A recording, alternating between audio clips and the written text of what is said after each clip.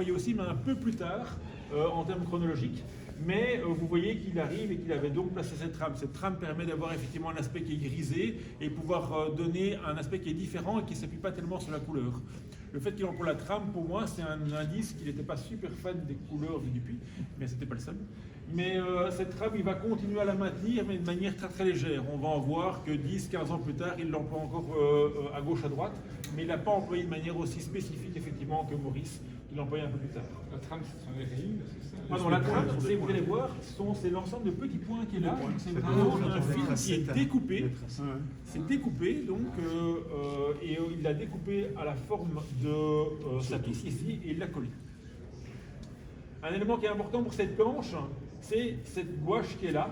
Je vous disais qu'on a eu très très peu de gouache et très peu de rustine, donc par rapport à toutes les planches qui sont ici exposées. C'est sans doute le meilleur exemple d'un remords de Huinon, où il n'a pas déchiré la page, heureusement pour nous.